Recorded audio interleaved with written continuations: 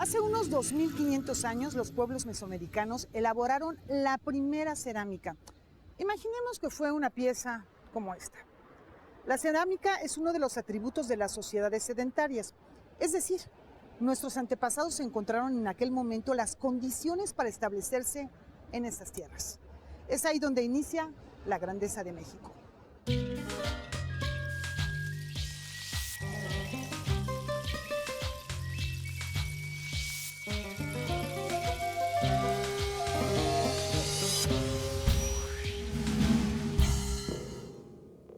Si fuera posible contar la historia de México en toda su amplitud y diversidad mediante objetos, ¿qué objetos elegirían? Un amplio equipo de conocedores se reunió con el fin de buscar por todo el mundo las piezas que mejor representaran el desarrollo de una de las naciones más diversas y ricas del planeta, la nuestra.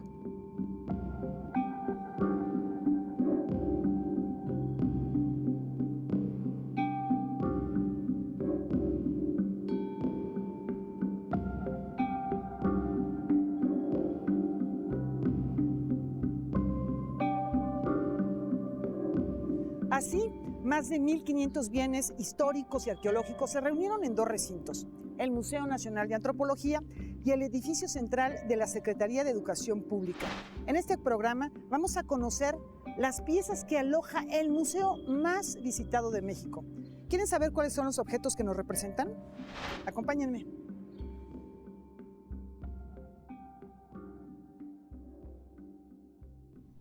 Juan Hola, Laura. Manuel, qué gusto verte. A ver, sana distancia. Qué gusto de verdad estar aquí en esta exposición que reúne tantas piezas y que además me imagino ha sido un reto enorme que vamos a compartir con nuestro público, ¿no? Claro que sí, Laura, pues muy bienvenida y qué gusto estar en este espacio contigo. En efecto, pues la Grandeza de México ha sido un proyecto que ha sumado instituciones, ha sumado especialistas, ha sumado también puntos de vista muy enriquecedores y lecturas muy enriquecedoras sobre las identidades que nos han conformado como país. Sí.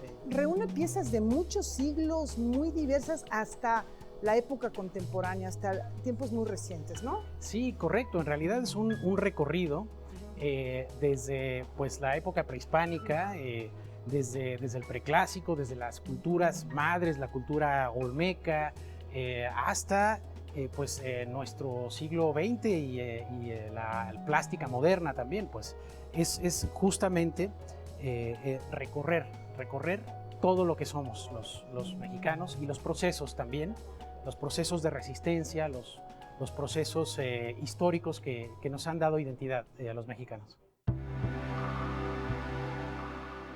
Dos procesos que marcan la historia de México inspiraron la exposición. Diego Prieto nos explica. La caída trágica, compleja, cataclísmica de México Tenochtitlan, el 13 de agosto de 1521, y el inicio de la vida independiente de México a partir del 27 de septiembre de 1821. Estas dos efemérides marcan 300 años de ocupación española en nuestro territorio, y en este periodo es que se establecen las bases de lo que habría de ser la nación emergente que en el siglo XIX inicia la lucha por su soberanía y su vida independiente a partir de 1821. La exposición tiene más de 1200 piezas que han sido estructuradas en 4 núcleos y una introducción. Es un viaje patrimonial no solamente de piezas que están en museos mexicanos, sino de piezas que han podido venir en traslado temporal a nuestro país y justamente construyen este recorrido por nuestras identidades y nuestras regiones también. ¿Qué te parece, Juan Manuel, si compartimos con nuestro público esta pieza que da bienvenida a la exposición? Claro. Y que es una obra de la cultura mexica, chicomecoatl. Así es, pues es una pieza mexica de Tláhuac específicamente, que presenta un par de mazorcas siamesas en un gesto de presentación casi teatral en el que se abre una ventana y que pues en este caso, a través de la instalación museográfica, se convierte en un condensador de toda esta sección que habla y presenta al maíz como un elemento identitario de cultura que pues es un unificador innegable, indudable, y que pues en la historia y en nuestras identidades nos ha dado arraigo y raíces comunes. México es un país de una gran diversidad cultural, étnica, lingüística, regional, comunitaria, y eso es lo que quisimos presentar aquí, con orgullo, presentar un México diverso, un México plural, que además ha podido transitar con un enorme sentido del heroísmo, de la creatividad y de la resiliencia, los distintos desafíos históricos que se le han presentado.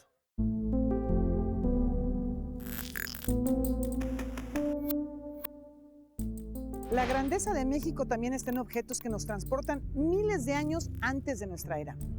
¿Qué tal un viaje al Pleistoceno, la era del hielo, cuando se paseaba la megafauna con la que el ser humano convivió alguna vez? ¿Se imaginan? El arqueólogo Miguel Ángel Trinidad nos muestra la evidencia. La dispersión de este tipo de puntas de proyectil o cuchillos nos marcan el rango, ¿no?, de asentamientos de los grupos Clovis, que eran cazadores-recolectores. Esta tiene una antigüedad de 13.500 años aproximadamente. Esto nos habla de grupos cazadores-recolectores que estuvieron en contacto con fauna pleistocénica, es decir, con gliptodontes, mamuts, dientes de sable y algunas otras especies, de camélidos y otros. Lo interesante de esta pieza, que viene de un sitio que se llama El Fin del Mundo, en Sonora, es que fue encontrada en asociación con restos de mamut. ¿Sí? Esto es la primer punta, o bueno, el primer conjunto de artefactos líticos que se encuentran asociados al desplazamiento y a las cacerías de los mamuts.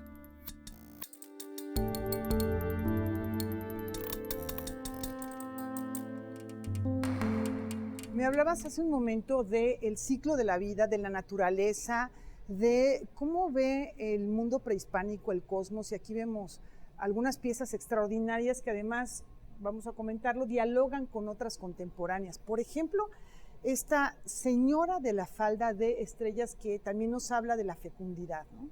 Claro, aquí en esta sección que habla sobre la estructura cósmica en nuestras culturas, y en efecto es una estrategia museológica y museográfica la de ir del presente al pasado en un diálogo plástico. Por ejemplo, aquí tenemos un cuadro de Toledo que está desde nuestra época, pues dialogando justo con las culturas de nuestros pueblos originarios, y es una sección que precisamente a través de los ciclos de la naturaleza, de la biodiversidad y de los modelos cósmicos, como por ejemplo esta señora de la falda de estrellas, pues tiene los atributos como la lluvia, las flores, las estrellas. Es una imagen pues de la fertilidad también y de los ciclos.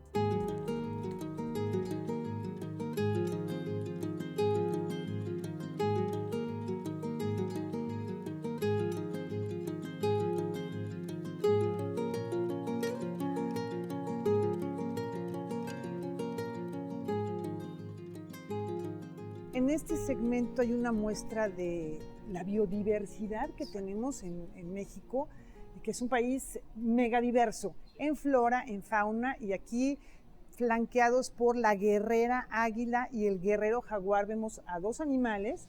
Están las plantas, la observación de la naturaleza, que nos habla de esta riqueza. Así es. Vemos a la guerrera ataviada pues, con un águila que además tiene en las plumas pedernales.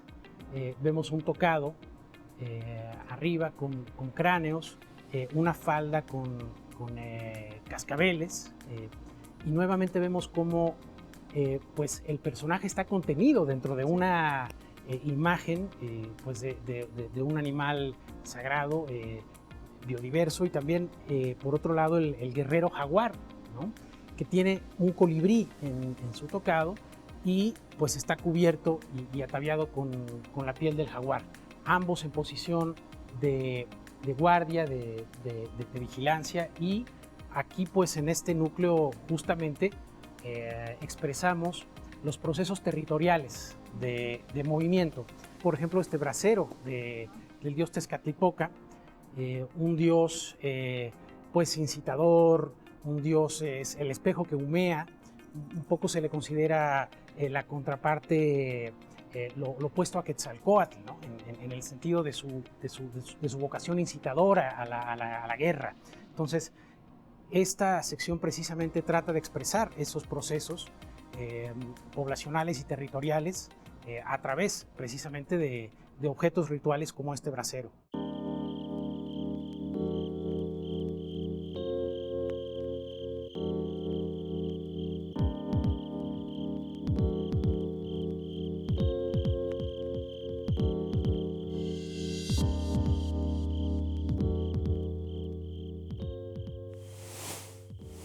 El territorio de México no solamente tiene gran diversidad natural, sino que ha sido escenario de hechos extraordinarios, como la caída del meteorito que provocó la extinción de los dinosaurios, el Chicxulub, en el estado de Yucatán.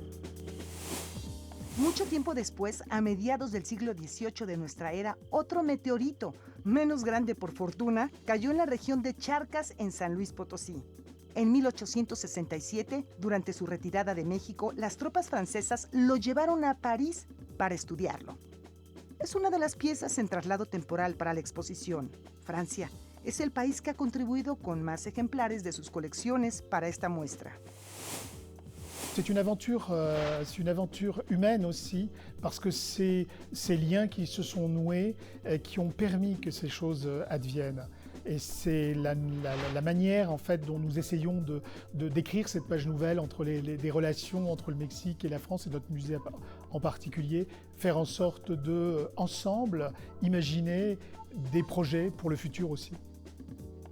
También proveniente de Francia se exhibe el que se creía fue el penacho de Cuauhtémoc, el último tlatoani mexica. Este objeto llegó a Europa hace más de 100 años y está en poder del Museo de Quai Branly en París.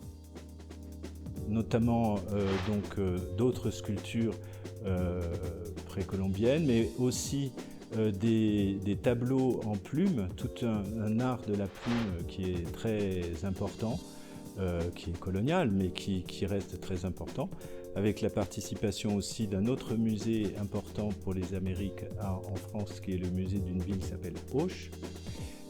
Et puis des objets plutôt surprenants, comme toute une série de petits mobiliers minuscules, comme mobilier de poupée, fait en plume. Donc il y a environ une trentaine d'objets du musée du Quai Branly qui vont être ici. Así como una investigación determinó que el penacho que vimos no es para nada el de Cuauhtémoc, aunque tiene un valor histórico, especialistas concluyeron que unas figurillas prehispánicas encontradas en Sinaloa corresponden a los actuales maracames, los sacerdotes responsables de conservar las tradiciones en la cultura wixárika. Veamos. Y esta representación que tenemos también en Sinaloa, es una figurilla que viene de Chametla, municipio del Rosario, es un maracame, o sea, no hay duda, ¿no? Todos los elementos iconográficos nos hablan de un maracame, que es aquel que se encarga de los rituales, ¿no? De las ceremonias y de hacer estos tránsitos entre diferentes universos. Lo interesante es la posición que tenemos de ambos, ¿no? Esta figurilla es más o menos entre el año 250 y 500 después de Cristo. Los dos están sentados en sus equipales, ¿no? Y lo que vemos, en efecto, cada uno tiene elementos que lo van a marcar. Y en este caso, pues sí, es un dirigente, y el hecho de que esté sentado, de que no esté directamente posado sobre el piso, habla de un estatus y un linaje. La función de los maracames atraviesa siglos de historia y perdura hasta hoy. Una muestra de que la grandeza de México se puede dimensionar en un extenso arco temporal. Entonces tenemos un lapso de tiempo inmenso, desde el meteorito de Charcas, que data de hace millones de años y que vino desde Francia, hasta objetos del siglo XXI, por ejemplo, objetos muy interesantes del arte chicano en Estados Unidos.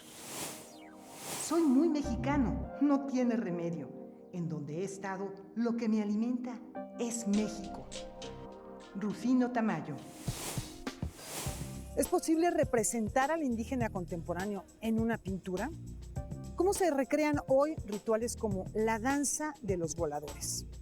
En un momentito lo vamos a descubrir.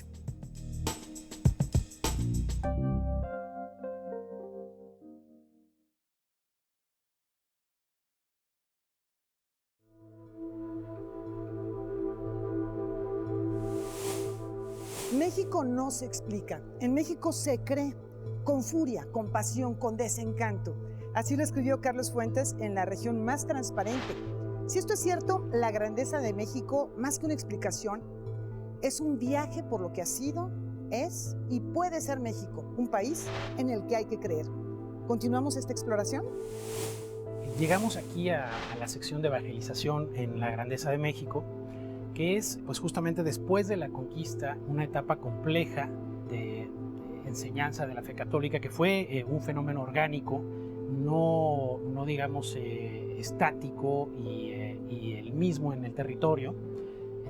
Tuvo que ver con distintas órdenes de evangelización, con distintos recursos didácticos, digamos, distintas tipologías plásticas que incorporaron frentes de resistencia, ámbitos de resistencia identitaria. Desde el punto de vista plástico, pues sí son grandes obras de arte como la que veíamos hace un momento, la Cruz Atrial de Atzacoalco, y aquí vemos pinturas también. Sí. Se va formando un arte nuevo, ¿no? Se va formando una creación completamente nueva. Como por ejemplo la Virgen de Guadalupe, que pues recordemos que durante la independencia Hidalgo toma de una pintura ya en el 19, ¿no? Pero sí, es justamente el surgimiento del cual, por cierto, está aquí. Exactamente, que está en la sala previa de territorio, que junto con la cartografía, pues decanta precisamente ya un símbolo independentista. Al recorrer la exposición, una pequeña figura femenina llama la atención por su forma y colores. Se trata de la joya del Museo Quai Branly, Jacques Chirac. Depuis le 19e siècle, il y a eu un très grand intérêt pour les cultures mésoaméricaines et précolombiennes, dans une galerie même qui était au Louvre à l'époque, en 1860, quelque chose comme ça. Et donc ces œuvres ont été collectées et évidemment elles ont une place très importante au musée du Louvre. Et l'emblème du musée du Quai Branly, c'est une petite sculpture Choupi-Quaro. Vous savez, ces sculptures qui sont peintes en rouge et blanc et qu'on retrouve sur tous les supports d'affiches, le papier à lettres, tous les supports. Donc c'est vraiment notre emblème et il va venir ici très bientôt pour être présenté dans l'exposition Mexico Diverso. Absolument, le musée du Quai Branly est l'héritier de musées et d'institutions qui depuis 400 ans collectionnent des objets du monde entier, des 4 continents, sauf l'Europe. Et c'est vrai que ce symbole, qui a été choisi d'ailleurs à l'époque de Jacques Chirac, traduit aussi cet intérêt sur le long terme pour les cultures autres et les cultures mexicaines en particulier. Et je suis très heureux que dans le cadre de cette grande exposition qui va ouvrir bientôt, cette modeste contribution soit aussi partie prenante de cette formidable exposition et qu'elle dise aussi notre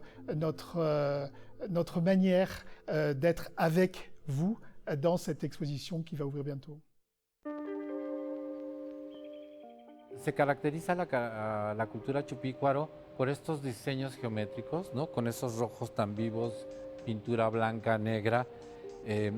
Son muy descriptivos en términos de los elementos que forman parte del cuerpo, ¿no? Vemos un cinturón, vemos la parte de la pintura corporal que tiene todo el cuerpo y particularmente la pintura facial, ¿no? Que esto es también muy típico de las culturas prehispánicas y nos habla del ideal de belleza. Para esta época, que es del 600 al 200 antes de Cristo, más o menos, en el área de Michoacán, Querétaro, parte de Guanajuato, parte del centro de México, esta cultura florece y prácticamente toda su cerámica es de este tipo.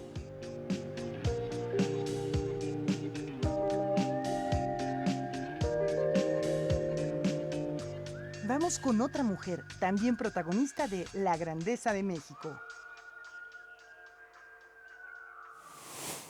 Ahora nos vas a platicar, Juan Manuel, del ser social, de la vida cotidiana, del individuo, de la persona, y para ello, qué mejor que tener aquí de fondo esta obra extraordinaria del maestro Raúl Anguiano. Sí, es un óleo hecho en 1949 que está pues en el contexto de una exploración en Bonampak y muestra pues a una mujer lacandona en un momento de descanso sacándose una espina, ¿no? Y pues inmediatamente nos hace conectarnos pues con un aspecto de las identidades que tienen que ver con justo con la discriminación, con el dolor, con la desolación, con aspectos que pues son inherentes a la resistencia.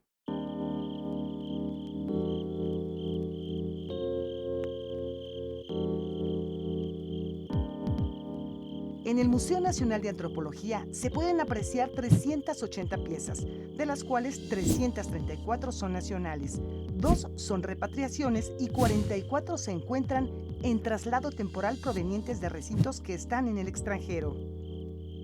Hemos recuperado más de 6,000 objetos del patrimonio mexicano durante los años 19, 20, 21 y lo que va del 22. Más de 6,000 objetos, la mayor parte de ellos arqueológicos, pero también algunos históricos y antropológicos. Los símbolos, Juan Manuel, son representaciones que las sociedades entendemos en conjunto, que tienen que ver con imágenes que conocemos, pero pueden ser, por ejemplo, vemos aquí en estos maravillosos bordados, por ejemplo, el palo volador, que es espectacular, pero finalmente tiene un significado. Son ritos, son símbolos. Hay algo mucho más detrás de las imágenes que vemos. Así es. Esta sección que pues tiene su eje en simbolismo, realmente aborda una parte de los simbolismos que tiene que ver como nos lo muestra el centro de la sala, con la semilla, con la fertilidad y pues con los tejidos como estructuras simbólicas. Entonces, aquí justamente tenemos este monumental bordado de Tenango de Doria Hidalgo, un tejido contemporáneo del 2009 que muestra precisamente un ritual que es el palo volador y 4 franjas con personajes donde pues realmente nuevamente no encontramos una frontera en ellos entre lo divino y lo terrenal.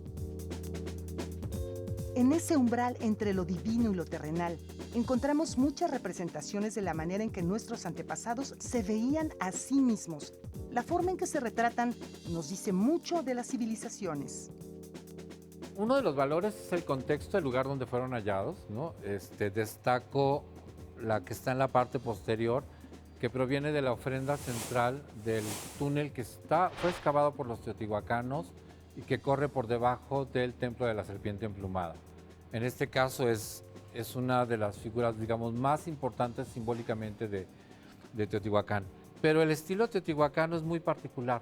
Si tú te encuentras esta forma de la cara con estos diseños o elementos que no resaltan tanto el cuerpo humano, sino más bien las posiciones y la forma de la vestimenta, inmediatamente dices, es teotihuacano. ¿no? Lo que comenté en algún momento relacionado con los ideales de belleza. La grandeza de México propone nuevas interpretaciones y demanda al público atención y reflexión. Hay distintas reacciones, como en cualquier fenómeno. Hay gente que se hace preguntas, que sale muy impresionada. Ha habido señoras, ha habido jóvenes que me dicen, es que mi visión de México cambió por completo después de esta exposición, y el orgullo de ser mexicano se fortaleció enormemente en mi persona, así. ¿Hay posibilidades de que se lleve a otros sitios, ya sea a la República o al extranjero incluso? Pues sí, sí hay posibilidad. Vamos a platicarlo con la Secretaria de Cultura. Eventualmente tendremos que también tener la opinión y anuencia del señor presidente, y pues están levantando la mano varios países y muchas ciudades. Diego Prieto, muchas gracias por esta conversación. No, gracias a ti, Laura, y un saludo a todas y todos los televidentes de Canal 22 y de todas sus plataformas. Saludos. ¿Cuántas veces ha nacido México? México se hace, deshace y renace sin cesar. En cada nacimiento ha sido distinto y, no obstante, es inseparable de otras sociedades que lo han precedido. El mismo y siempre otro. Octavio Paz.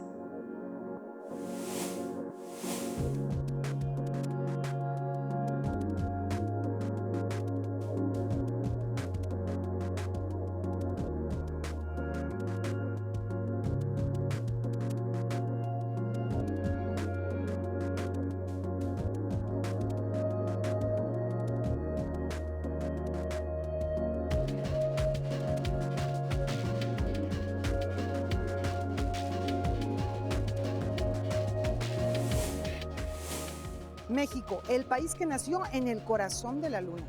Hemos visto que somos un pueblo con memoria y, como lo dijo el propio Octavio Paz, la memoria es un presente que nunca acaba de pasar. Gracias por habernos acompañado a descubrir la grandeza de México.